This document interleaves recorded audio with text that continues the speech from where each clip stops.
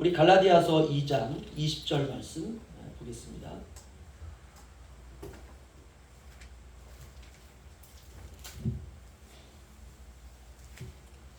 우리가 너무나 잘 알고 있는 말씀이어서요.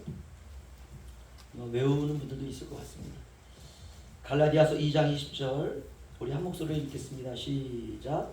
내가 그리스도와 함께 십자가에 못 박혔나니 그런즉 이제는 내가 사는 것이 아니요 오직 내 안에 그리스도께서 사시는 것이라. 이제 내가 육체 가운데 사는 것은 나를 사랑하사 나를 위하여 자기 자신을 버리신 하나님의 아들을 믿는 믿음 안에서 사는 것이라. 아멘. 제가 어제 잠자기 전에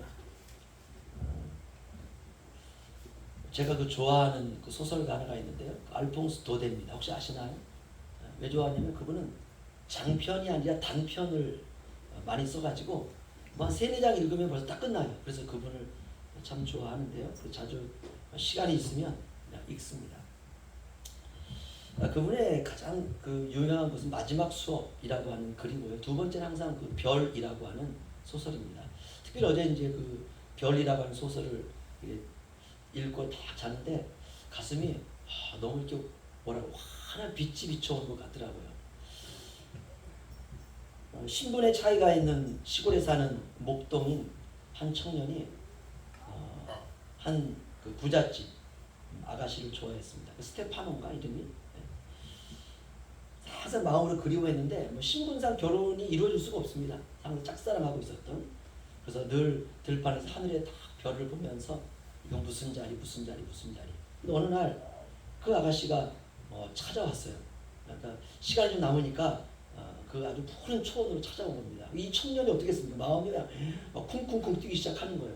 그렇게 잠시 있다가 다시 그 처녀가 이제 자기 마을로 돌아가는데 좀 더 같이 있고 싶은데 말도 붙일 수 없는 그런 신분적인 차이가 있습니다.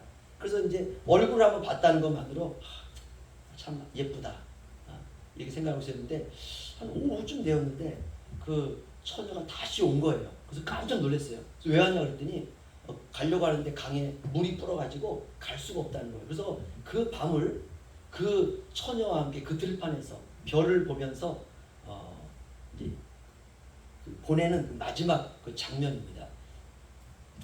그래서 둘이 이제 앉아가지고 저거는 무슨 별, 저거는 무슨 별, 저거는 무슨 별 이렇게 설명을 해주는 거예요. 그러다 보니까 그 얘기를 딱 듣다가 그 아가씨가 잠을 자는데 그 청년의 어깨에 딱 기대고 잠을 자는 겁니다. 그 청년의 마음이 어떻겠어요? 마지막 문장이 그렇습니다. 별이 내 어깨에 떨어졌다라고 하는 거예요. 제가 그 문장을 읽으면서 영적으로 이제 해석을 하는 것이죠. 이 청년은 늘 별을 보면서 살았어요. 별은 우리에게 가까이 올 수 없는 존재잖아요. 하늘에 있는 별. 그 별은 나와 함께 할 수 없어요. 그 별이 내려온다면 지구는 멸망하겠죠. 그런데 어느 날 자기가 사모하던 한 여성이 왔을 때 이 청년은 이렇게 고백합니다. 별이 왔다. 인간 사람 사이도 그렇습니다. 내가 사모하고 짝사랑하던 누군가를 내가 만나게 되었을 때 우리의 마음에는 마치 그냥 그 별이 온 것 같은, 내가 도무지 다다를 수 없는 어떤 존재가 내게 온 것 아닙니까? 우리 주님은 사람의 귀한 것보다도 더 귀한 분이죠. 하나님이시죠. 그분은 잠시 왔다 떠나가지 아니하고 저와 여러분의 영에, 우리의 마음에 이미 오셔서 좌정하신 줄로 믿습니다. 여러분 그 별 꼭 붙들고 천국 가는 그날까지 그 별과 동행하시기를 주의 이름으로 축원합니다. 요즘 새벽에 그 아가서를 설교하는데요. 아가서 1장에 보면 그 술람미 여인이 자기 신랑 솔로몬 왕이죠. 왕에 대해서 이렇게 표현합니다. 당신의 이름은 향이 나는 기름이 땅에 떨어져서 깨어져 가지고 그 향이 내 코에 이렇게 맡아서 너무 좋다 하는 그런 존재입니다. 쉽게 말하면 그 주님의 이름은 향기 나는 향기와 같다라는 표현이죠. 제가 새벽에 설교를 하면서 제 마음속에 그렇게 다짐을 했습니다. 향기 나는 사람이 되자. 어떤 향기냐? 예수 향기. 예수 향기. 예수 향기는 어떤 향기일까? 나는 죽고 너는 사는 향기. 이게 예수 향기입니다. 예수님 이 땅에 오셔서 주님은 죽으시고 우리가 살았잖아요. 이제 그 향기를 받은 우리가 나는 죽고 타인이 살아나는 그 향기로운 삶. 이것을 우리가 십자가라 이렇게 말할 수 있습니다. 썩어지고 더러운 세상에 예수 향기를 가지고 가면 그곳이 삽니다.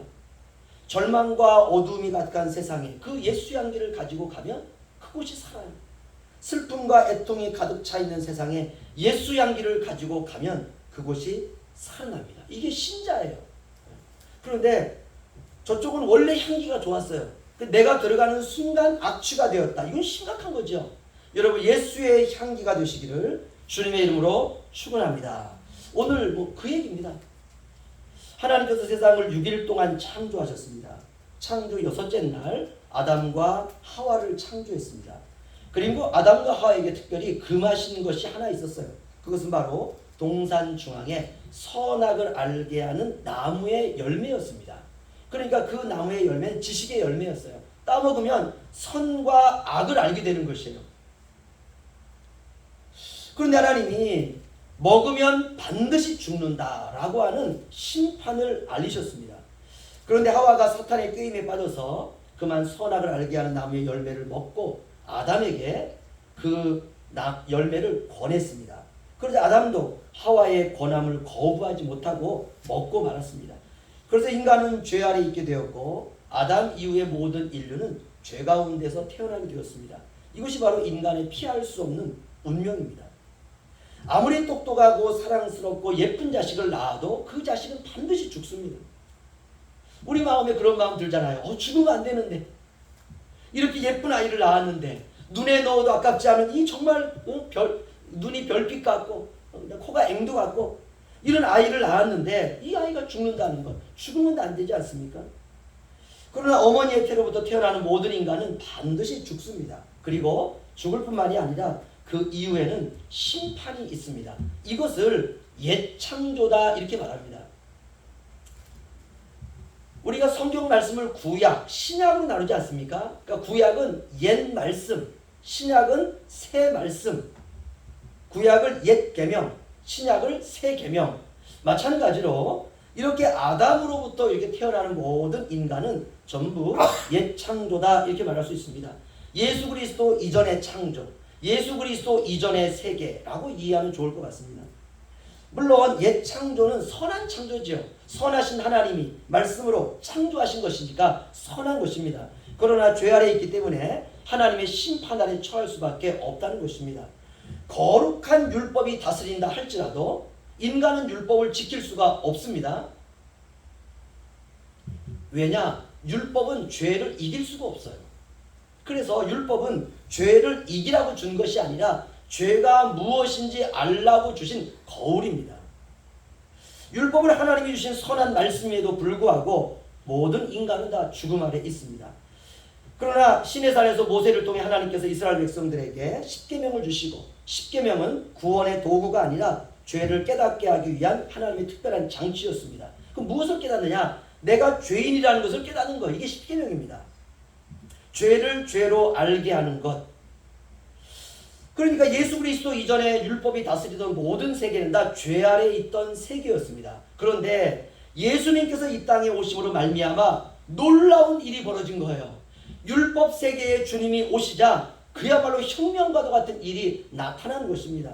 그것이 바로 고린도후서 5장 17절입니다. 고린도후서로 한번 가보시죠. 고린도후서 5장 17절.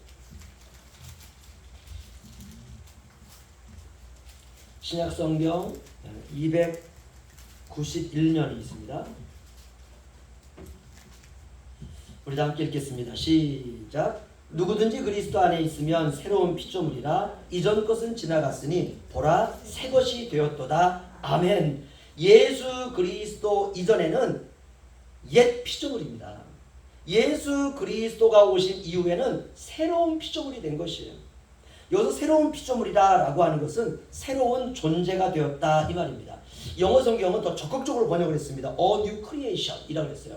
새 창조, 새로운 창조가 왔다 이 말입니다. 이런 의미에서 새 창조의 반대 개념으로 예수님 이전은 옛 창조, 구약 이렇게 말할 수가 있는 것입니다. 그러면 이제 우리가 생각해 볼 것이 있습니다. 아담 아래에 있던 모든 사람들은 다 죽음 아래에 있습니다. 죽음 아래에 있는 자는 죽었다 깨어나도 죽음으로부터 일어설 수가 없어요. 그런데 죽은 자가 살아나는 일이 벌어진 거예요. 죽었다가 살아났다가 다시 죽는 게 아니라 죽은 자가 살아났는데 더 이상 죽지 않는 바로 새 창조가 일어난 것입니다. 바로 예수 그리스도가 새 창조의 시작인 것입니다. 따라서 예수 그리스도 안에 있는 사람들은 누구든지 이제는 그리스도의 부활 생명에 연합한 자가 되어서 이제는 부활 생명을 부여받게 됐다는 것입니다. 아담 안에서 모든 사람들이 죽은 자로 태어나듯이 이제는 그리스도 안에서 누구든지 새로운 사람으로 태어난다. 로마서 5장은 이렇게 말하고 있습니다. 그렇다면 아담 이전의 세계가 죽음의 세계라면 예수 그리스도의 부활은 생명의 세계다 이렇게 말할 수가 있습니다. 아담의 창조가 옛 창조에 속한 세계라면 예수 그리스도의 부활은 새 창조의 세계다라고 말할 수 있습니다. 그렇다면 옛 창조에서 새 창조로 가기 위해서 무엇이 필요한가? 필요한 것이 바로 십자가라는 것입니다. 옛 창조에서 새 창조의 세계로 가는 과정에 예수 그리스도의 십자가의 죽으심이 반드시 필요합니다. 왜냐? 옛 창조의 세계를 끝장내야 되기 때문에 그렇습니다. 옛 창조가 종말을 고하고 땅에 속한 모든 것들이 심판을 받아서 이제는 우리가 하늘에 속한 새로운 사람들로 우리가 나타나야 된다는 것입니다. 이것을 바로 육체의 죽음이다 이렇게 말할 수 있습니다. 우리가 종말이다 라고 하는 것은 에스카톨로지라는 말인데 원어로요. 이 종말이라고 하는 말은 이렇게 생각이 됩니다. 장래에 예수님이 이 땅에 재림하실 때 함께 나타날 세상의 창조의 종말, 이것을 우리가 종말이다 이렇게 말합니다. 하지만 성경은 이렇게 말합니다. 세상 끝에 나타날 그 종말이 예수님의 십자가에 나타났다 이렇게 말합니다. 베드로전서 우리 1장으로 가겠습니다. 베드로전서 1장 뒤로 가시면은요. 베드로전서 1장 3절에서 5절 보겠습니다. 신약성경 377페이지에 있습니다.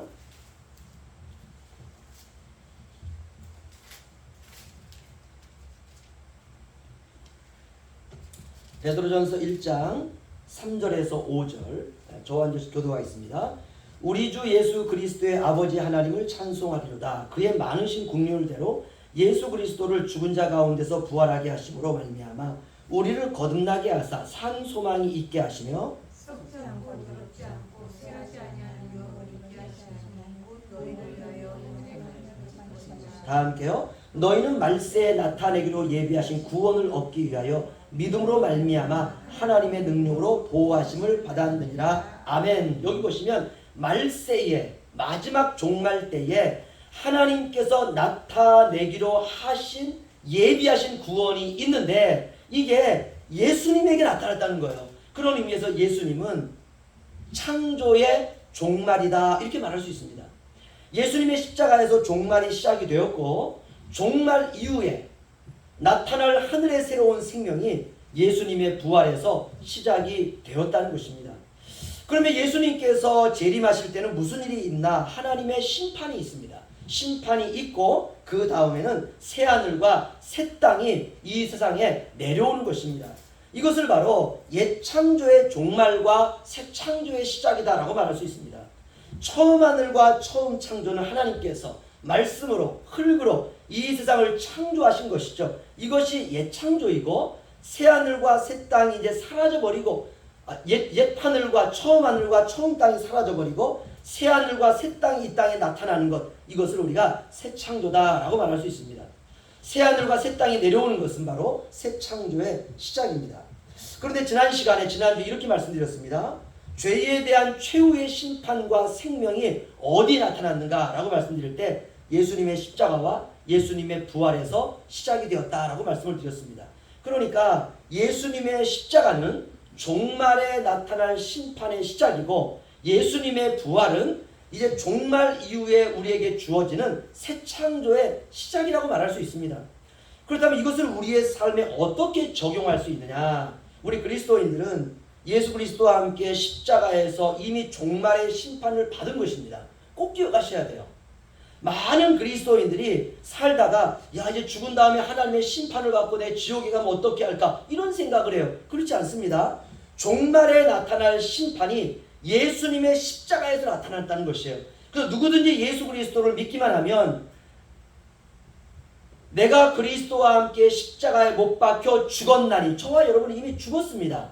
그래서 이제 예수님과 함께 종말의 심판을 우리가 십자가에서 받았고 새롭게 나타날 그 새로운 생명은 예수님의 부활에 우리가 연합함으로 말미암아 그 생명을 우리가 받았다는 것입니다. 연합이라고 하는 것은 우리가 주님과 함께 죽고 주님과 함께 살아났다라는 뜻입니다. 예수님에게 나타난 이 부활 생명이 이제 그리스도인들에게도 나타나는데요. 어떻게 나타나느냐? 연합을 통해서 나타난다는 것입니다. 다시 말하면 이 땅을 살아가고 있는 그리스도인들은 영원한 생명을 누리고 그 생명으로 살아가는 사람들이 되었다는 것입니다. 바로 부활 생명, 바로 이 생명을 영원한 생명이다 라고 말하는 것입니다. 요한일서 2장으로 가시죠. 요한일서 2장. 우리 베드로전서 뒤로 가시면요. 요한일서가 있습니다. 요한일서 2장 24절 25절이요.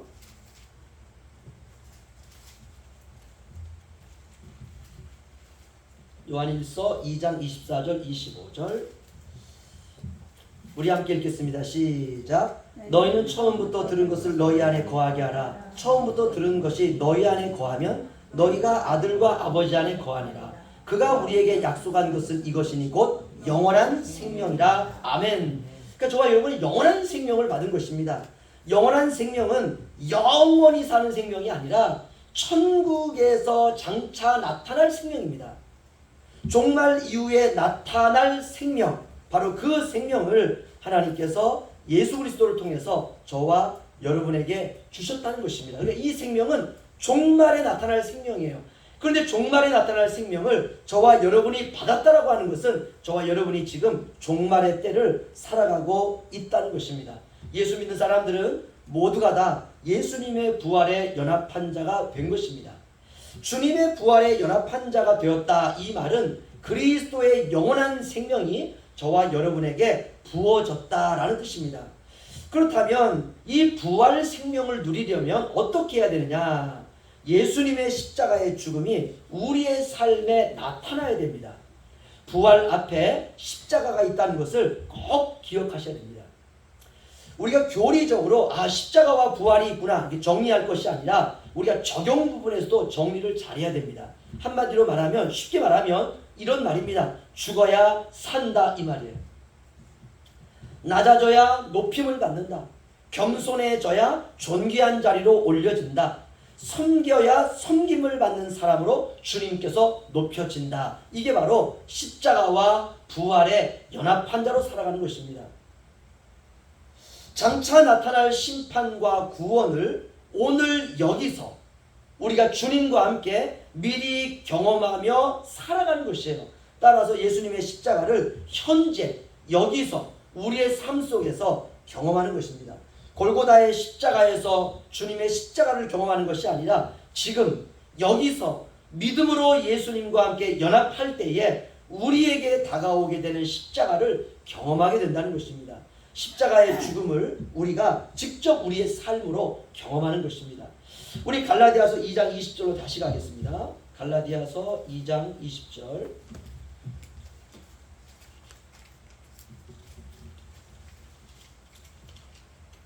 304페이지 5페이지에 있습니다.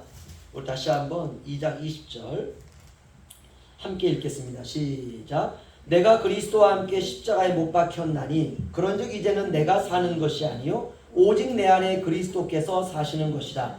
이제 내가 육체 가운데 사는 것은 나를 사랑하사 나를 위하여 자기 자신을 버리신 하나님의 아들을 믿는 믿음 안에서 사는 것이다. 아멘. 이 본문 안에 십자가와 부활의 의미가 정확하게 나타나 있습니다. 2장 20절은 상징이나 비유적인 표현이 아닙니다. 지금 우리가 살아가고 있는 지금 이곳에 실제하는 영적인 사실이라는 것입니다. 장차 우리에게 나타날 심판과 구원을 오늘 이제 당장 예배 이후에 우리가 살아가는 우리의 삶 속에서 경험하며 살아가는 특수한 사람이 된 것입니다. 왜 내 인생에 이런 고난이 올까? 내 인생에 왜 이런 십자가와 같은 삶이 올까? 특수한 사람이기 때문에 그렇습니다.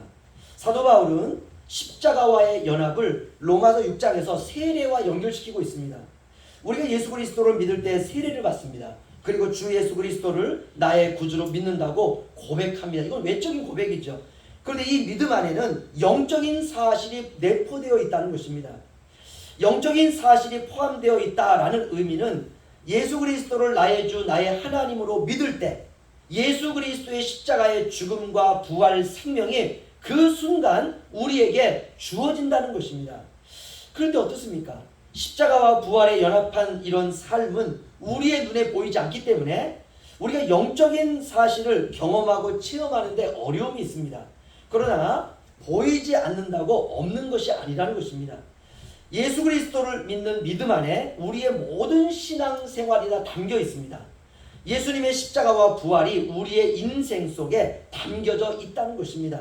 다시 말하면 우리가 예수님을 믿고 신앙생활할 때 우리의 인생 전체 안에는 십자가가 있고 그 인생 안에 부활이 있다는 것입니다. 예수님께서 이렇게 제자들에게 말씀하십니다. 평안을 너희에게 끼치노니 곧 나의 평안을 너희에게 주노라. 내가 너희에게 주는 것은 세상이 주는 것과 같지 아니하니라. 너희는 마음에 근심하지도 말고 두려워하지도 말라. 아멘. 부활의 주님께서 우리와 함께 하심으로 우리에게 세상이 알지 못하는 평안과 기쁨이 있다라고 우리에게 가르쳐주고 있습니다. 예수님과 함께 십자가에서 죽고 날마다 죽는다는 고백은 신앙의 진리입니다. 십자가라고 하는 것은 예수님께서 우리를 대신해서 죽으신 저주의 사건을 말합니다. 죄에 따른 죽음이 주님에게 떨어진 것입니다. 그리스도의 죽으심은 저와 여러분을 위한 대속의 죽음을 당하신 것입니다. 그런데 여기서 이제 우리가 더 나아가야 돼요. 아, 주님이 나의 죄를 가져가셨구나. 이제 주님이 죽으신 것은 우리의 죄를 대속해서 죽으신 것이구나. 아, 이제는 그래, 주님이 내 대신 다 이루셨어. 여기서 끝날 것이 아니라 더 나아가야 된다는 것이에요. 어디까지 나아가야 되느냐?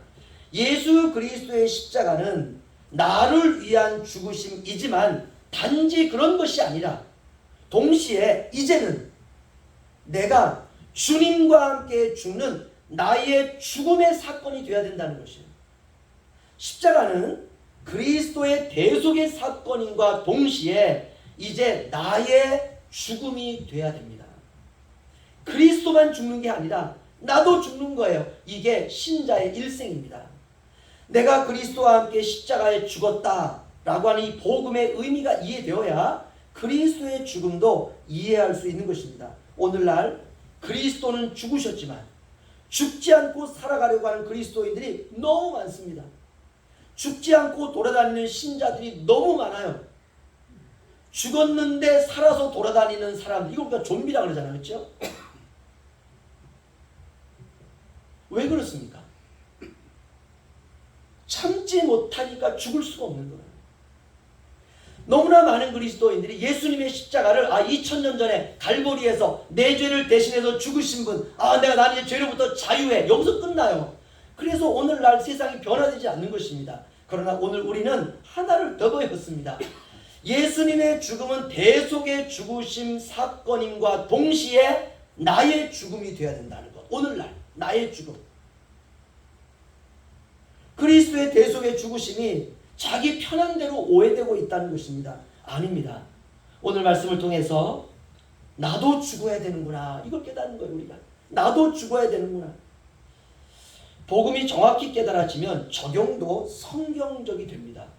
저도 여러분도 다시 한번 십자가의 복음 앞에서 내가 그리스도와 함께 십자가에 못 박혀 죽었나니 그런즉 이제는 내가 사는 것이 아니요 오직 내 안에 그리스도께서 사시는 것이다. 이제 내가 육체 가운데 사는 것은 나를 사랑하사 나를 위하여 자기 자신을 버리신 하나님의 아들을 믿는 믿음 안에서 사는 것이다. 이 말씀 한 주간 동안 묵상하시면서 때때로 우리의 삶에 여러 가지 많은 고난과 역경과 어려움이 올 때마다 내가 저주받아서 오나?